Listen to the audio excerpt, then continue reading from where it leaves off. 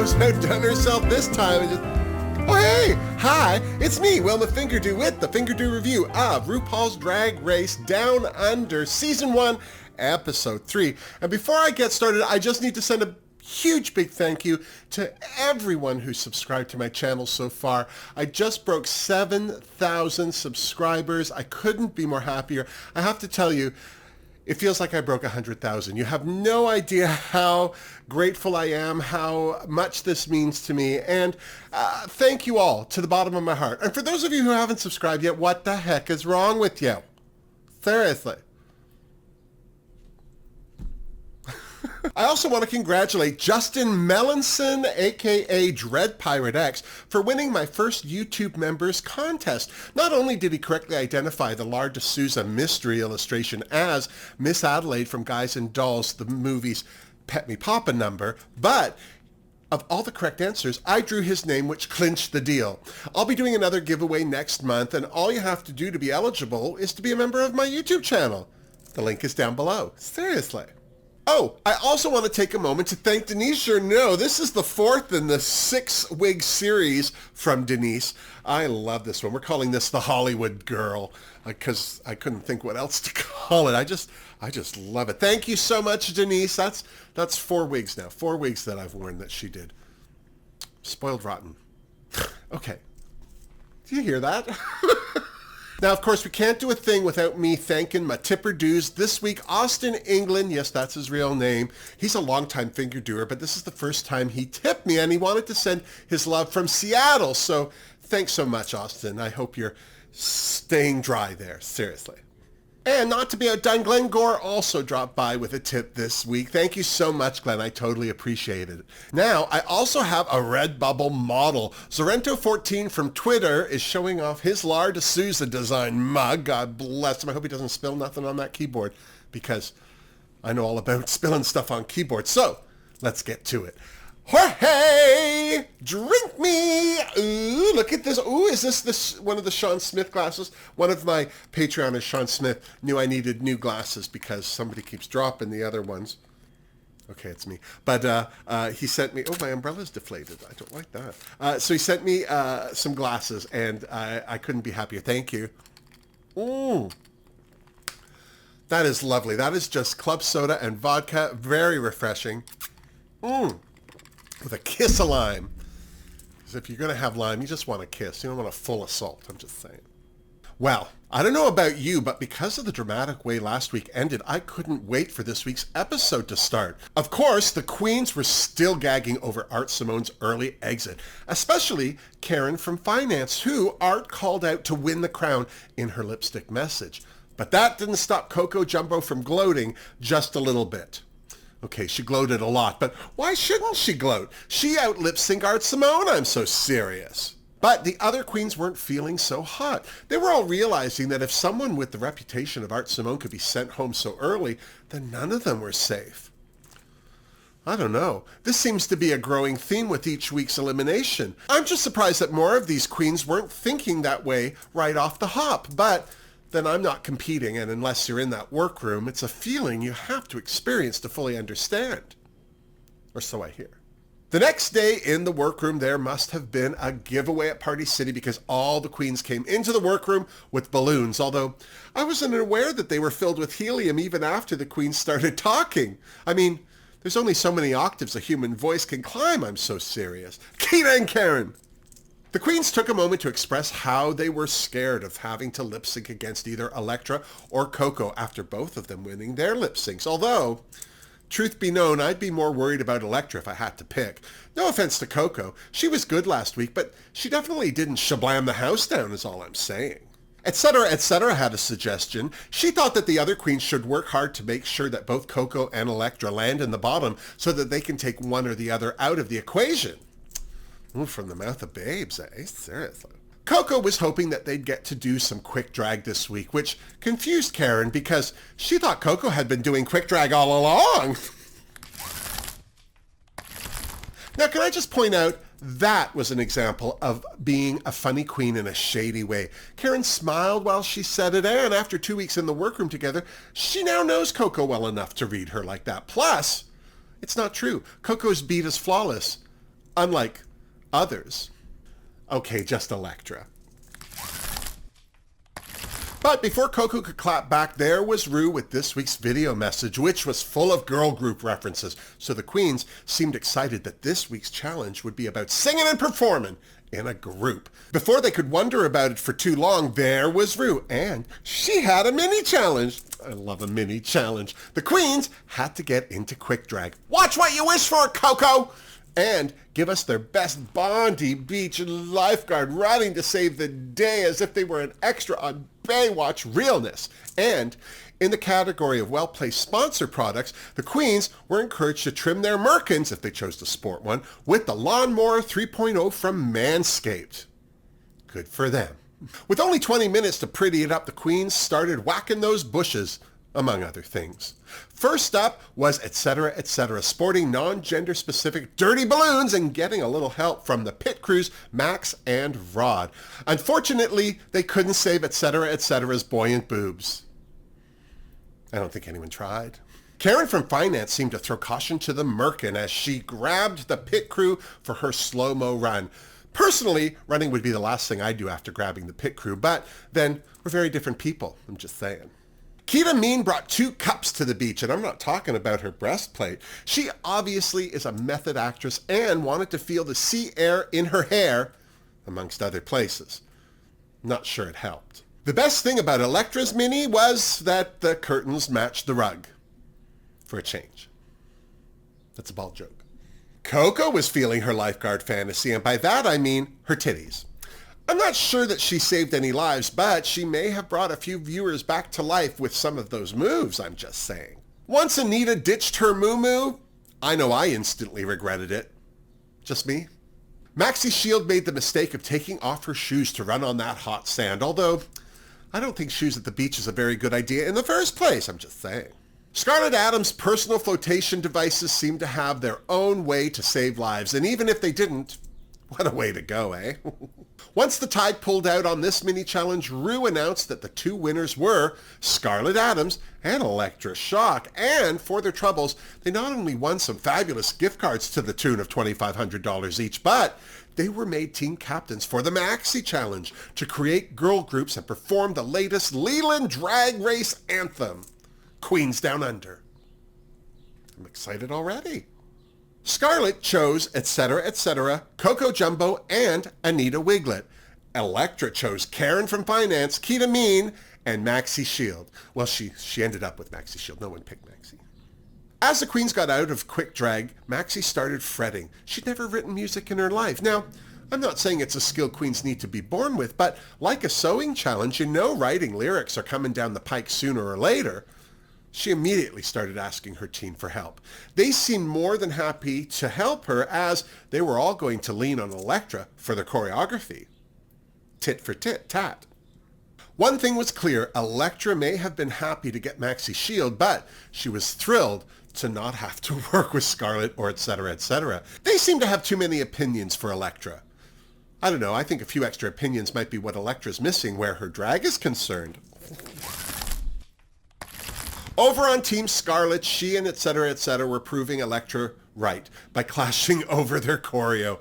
Etc. Etc. wanted to keep it simple so everyone could do it, but Scarlett clearly had grand jetés in mind and wasn't interested in dimming her light. The queens got down to writing their lyrics, and right away, Coco had Team Scarlett worried because she clearly had never written lyrics before either. As her team started to help her out, they were rudely interrupted by an outburst from Elektra. Apparently, her team was clashing already, and she seemed to be laying down the law, or so it seemed. But they weren't. They were merely acting, which would have been impressive, except this was a singing challenge. Just saying. But before anyone could get back to work, or in some case start, the queens were interrupted by another video message. This one was from Leland and Troye Sivan. They had some advice for the queens about songwriting, although I don't know if it helped them that much. Just saying. Then it was off to record their verses with girl group survivor Michelle Visage. Team Elektra, aka 3.5 Men, were first. Really? That's what they called themselves? Karen went first, and immediately Michelle thought she was flat, both vocally and where her personality was concerned.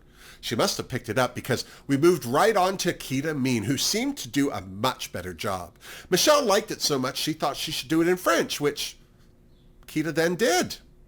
Kinda. Elektra was next, and she was another one that Michelle didn't seem to hate. At least she agreed with Elektra's lyrics that her drag is basic. Hey, no one is half the battle. And then it was Maxi Shield's turn, and Michelle had her warm up by singing Twinkle Twinkle Little Star. It all seemed to be going well until Maxi started recording her verse, and Michelle started to worry. Maxi's timing was all over the place, and no matter how often she kicked that can, it didn't seem to get any better, I'm just saying. Team Scarlet, a.k.a. the Outback Fakos, were next to the mic. God, I hated that name too. Was that a play on Outback Steakhouse? Because it's still terrible. Scarlet went first and clearly impressed Michelle, although etc. etc. had some constructive criticism, even though no one asked for it. And by no one, I mean Scarlet. Anita did well, I thought. Well enough for Michelle to call it poetry at any rate. Etc. seemed to do well too, because the only thing Michelle did read her for was living her recording studio fantasy by keeping that headphone up to her head. What? People don't do that? Last, and well, possibly least, was Coco Jumbo, bless. I mean, this face isn't a good one at the best of times, but when it's on Michelle Visage, you know you're in trouble, I'm just saying. Coco's pitch and timing were way off, and no matter how many tries she got, 50 to 60 by Scarlet's count, she never really seemed to improve. Bless her again. And then it was on to choreo. 3.5 men were up first, and this is where Elektra shone. She was so calm and encouraging as she helped the queens through their paces, and her teammates seemed to have no trouble getting the moves down. All in all, they were all feeling very good at the end of it. I'm just saying. Back in the workroom, Elektra had an emotional moment. She felt so good teaching a dance class again, and that's when we learned that she's the Alyssa Edwards of New Zealand. She used to have a dance studio, but apparently lost it along with her home and was even living in a garage for a while. She didn't elaborate, but I thought it closed due to COVID, but to tell you the truth, I can't find any information on her dance company, Burning Man Productions, past 2016. Either way, I was very touched to hear Elektra talk about teaching kids to believe in themselves and how hard it was when she was finding it hard to believe in herself. Bless her. The Outback Fakos worked on their choreo next. Scarlet wanted to be impressive with her dance moves and was finding ways to get the queens to where she wanted them to be, but it seemed like etc. was hell-bent on adding her own little touches here and there, whether they were needed or not. And the two of them bickering over what was what seemed to worry Anita. Coco had a few thoughts about who etc. was used to working with on her side of Sydney. I think the exact word was amateurs. And then it was Elimination Day, and as the queens got ready, etc. went to borrow some glitter from Coco and found a note. All it said was watch out in block capital letters. Well, the room was abuzz. Who would leave such a thing? There was a brief moment there when etc. thought it might be Coco herself who wrote the note to get pity from the other queens, but she didn't think that Coco was smart enough to plot something like that. I don't think she likes her. Kita jokingly said it was her, but it wasn't. Or was it? As far as Coco was concerned, she thought the only logical guess would be Art Simone, and to be honest, considering the mood she was in after her elimination, I wouldn't be surprised. Just me? But no one lingered on that mystery for long because it was time for the runway. Ru looked fantastic in that blue sequin gown, and combined with that stunning wig, I totally forgot what it was that she wore last week because I didn't like it. Michelle looked fabulous too in her bishop sleeve fantasy and updo. Wow, Reese looked a little stoic in his Colonel Sanders tie. Age-shaming Michelle must have taken it out of him, I'm guessing. Up first, it was the premiere of the soon-to-be hit drag anthem, Queens Down Under. The Outback Fakos were first. Right off the top, I want to say, I liked the song. It was bright and catchy, and I think the Fakos did a great job. Their choreography was simple, but they all executed it beautifully. Scarlet let herself shine during her lyrics, but not in a way that showed up the other queens. Anita was hilarious, and even though she didn't move around too much, the other queens' arm choreography made it look like she did. Etcetera's lyrics were good, but I was not a fan of her outfit, nor that wig if I'm honest. And Coco gave us everything she's known for, and then some. If anyone made any mistakes, I sure didn't notice. All in all, I thought these fake hoes set the bar very high indeed. Here's to them. Seriously. 3.5 men were next. They started off strong. Karen from Finance's verse was fun, and I thought her outfit, although hilarious, suited her image very well, even though she really didn't do much dancing. Kita Mean looked lovely in yellow, and her overly animated energy sold her verse beautifully. I was surprised at how disappointed I was with Elektra. Her verse was more of a brag track than an introduction, and her pulling those tricks out of her dance bag seemed out of place from what the rest of the queens were doing. Seriously. Another disappointment was Maxi's shield, bless. I'm not sure if her lack of rhythm tripped her up or if she was having choreo issues, but she always seemed to be a step behind the others. Maybe that's why she spent all that time on the floor. But hey, she looked good doing it, I'm just saying. And then category is Bogan Prom Realness. Now, before we move on, let me tell you what a Bogan is. It's a sidestep away from larrikin, and if you don't know what that is, Americans call them trailer park trash and Canadians call them hosers. Seriously, just watch the TV show Kath and Kim. You'll get it. Personally, I think this will be the first time I'll be giving fingerdoos to bad looks. I'm okay with that. Up first was etc. This terry cloth jumpsuit, summer teeth, because some were here and some were there, and Shaniqua nails combo was just hideous. How could I not give it a fingerdoo? I have to admit, I like Coco Jumbo's electric prom fantasy, which is explanation enough as to why it wasn't Bogan. Either way, it was a finger don't. Anita wigl'it's Bogan prom was wrong in all the right ways. The cold shoulder two-tone dress, the side pony, the teeth. It was Rippa, but her tin can purse was the best. Seriously. Scarlett Adams' ode to the goon bag, aka box wine bladder, was almost too good to be Bogan, but the menthol ciggy necklace and goon sack purse made it a fingerdoo for me. Just saying. Elektra's runway was also a little too pulled together for me. Maybe it was the accessories, maybe it was the crinoline. Either way, I felt that she was Bogan adjacent, but not enough for a fingerdoo. Maybe if she'd worn Uggs instead of bitch boots, I would have given it a finger don't. Bless. But she didn't, so I didn't.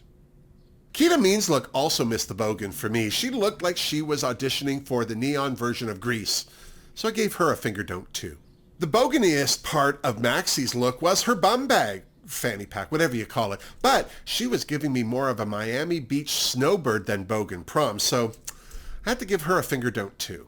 I'm still not sold on whether Karen from Finance's runway was Bogan prom. I mean, it was a jumpsuit and she did have a fanny pack, but the shoes and the hair seemed a bit off to me, so I gave her a finger palm, as in, stop the madness! Just saying. And then it was time for the judges' critiques. First off, is there any reason why they weren't judged in teams? That bothered me. Anyone else? I feel like because there was no team win, I won't know which track to buy off the iTunes. Either way, Karen from Finance and etc. were safe, so they frigged off. Up first, Coco Jumbo. You know when they start off a critique with, you look beautiful, that it's not going to be good. Michelle felt that Coco made it too obvious when she messed up her choreo, although I didn't think so. Ru was disappointed in her lyrics and wondered why she chose to sing, which is Ru speak for, don't do that again. Anita was next, and even though Michelle said she messed up too, she was able to not let it show. Reese loved Anita's My Dry Ass Pussy is Serving You Grand lyric and, well, thought it should be in a museum. All in all, it was a good critique for our Miss Wiggles. Scarlett Adams was clearly the judge's favorite. Michelle was impressed with her choice to make the choreography about the group while shining on her verse and called her a pop star. It doesn't get better than that, I'll tell you what. Well, it does because Ru loved her runway as well. No H&M there. Elektra Shock got a real shock in her critique. Although Michelle loved working with her in the recording studio, she felt that Elektra made the group choreography about her. Reese agreed that there was a Beyonce/everyone else quality to it all. Well, if you're going to stand out, be Beyonce. Kita Mean got a good critique. Michelle loved working with her and watching her perform. Reese didn't really get Bogan prom for her runway, but both he and Ru agreed that there's something about Kita in drag that they just love. I think the term weird cross-dressery was used, which startled me because that was my drag queen name in high school. Last but not least was Maxi Shield. Her difficulties in the recording studio notwithstanding, Michelle thought it was a mistake for her to spend so much of the number on the floor, especially when she looked so good. Ru agreed that she couldn't keep her eyes off Maxi. Maybe because she was afraid of stepping on her. Back in the workroom, Coco and Elektra were sure they were in the bottom. Elektra was upset because she was sure that she had this challenge in the bag, but the judges were right. She was too Beyonce for a girl group, which is exactly why there's no Destiny's Child anymore. I'm just saying. Of course, etc., didn't help matters by throwing her 2 cents into the ring. When does that ever help?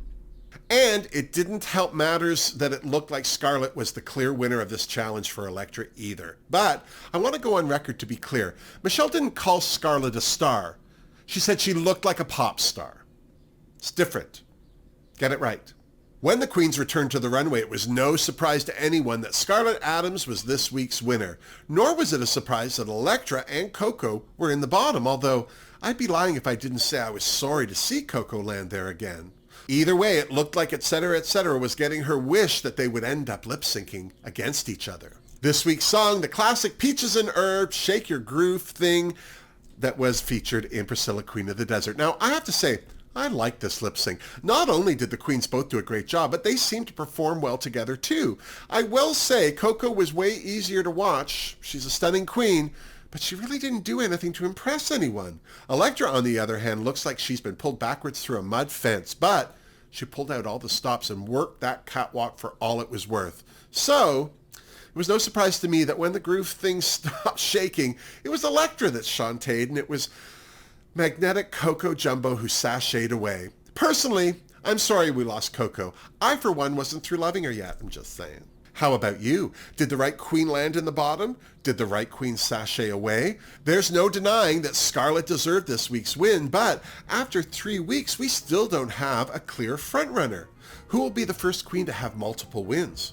All we can do is tune into RuPaul's Drag Race Down Under next week to see how it all plays out. And then, when you're done, you come on back and you see me so you and I can compare notes. Now, don't forget to like this video if you did. Don't forget to subscribe to my channel if you haven't. And until next week, miss me! Mwah! Seriously, so much drama this week. So that's no Queens of Color on Drag Race Down Under now. I mean, I don't feel that they were either of them eliminated wrongly, but I'm sorry that they're both gone. Especially Coco. What a sweetheart, seriously. If they do a Miss Congeniality, she may possibly get it. That's if Anita doesn't win, because she's got to win and Miss. She might be the first person to win and have Miss Congeniality all in the same day. Although I can't imagine Scarlett Adams letting anybody grab that crown now that Art Simone's gone. I would feel sorry for anyone getting in the way of Scarlett Adams, seriously. She's going to kill that, etc., etc. She'll learn to shut up. Of course, we all might have to get in line for that.